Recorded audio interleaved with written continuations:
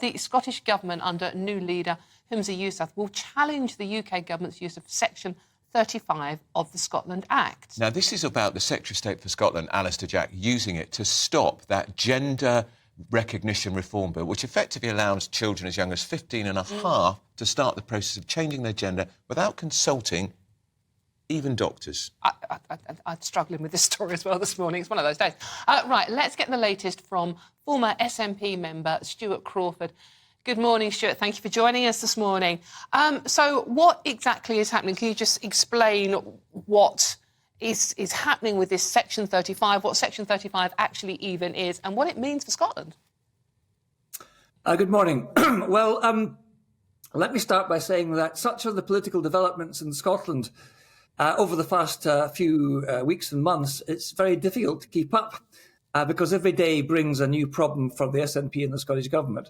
But basically, Section 35 is contained in the Scotland Act 1998, which set up the parameters of the Scottish Parliament, and is the clause that allows Westminster to intervene if any legislation passed by the Scottish Parliament appears to contradict current UK legislation. And nobody objected to it when the Scotland Act was passed in 1998, and it's now been invoked by Alistair Jack to prevent the measures introduced and passed by the Scottish Parliament, which you've just spoken about, being implemented by preventing them getting royal assent.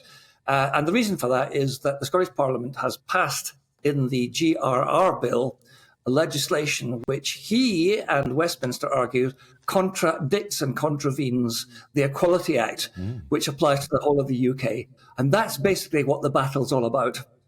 This is Humza Yousaf, isn't it, Stuart, following the agenda of his predecessor as continuity candidate to Nicola Sturgeon. And it was, in my view, a major factor in her fall from power.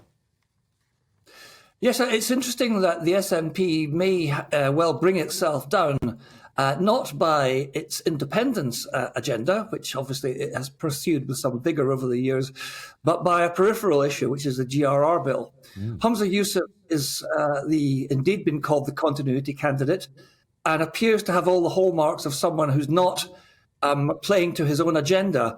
It's almost as if someone else is still pulling the strings. Yeah. But the the GRR bill is deeply unpopular with the Scottish population, the Scottish electorate as a whole, and quite why he's continuing down this path almost beggars belief.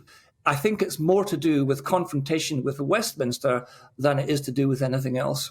Is it also a way of distracting from the huge financial problems the SNP have got? The police investigation, Peter Murrow, who was the chief executive, arrested and interviewed by the police. We still don't know where the £600,000 was spent, why he gave the secret loan to the SNP. Perhaps he's trying to distract from that. Well, yes, I mean, all of the above. The SNP is in some turmoil, I think one could put it euphemistically, over all those issues. And in many ways, if you look through history, when a state is in turmoil, the leader of that state will invent a foreign war to bring the country together again. You could see this move by Humza Yousaf as being in that sort of context.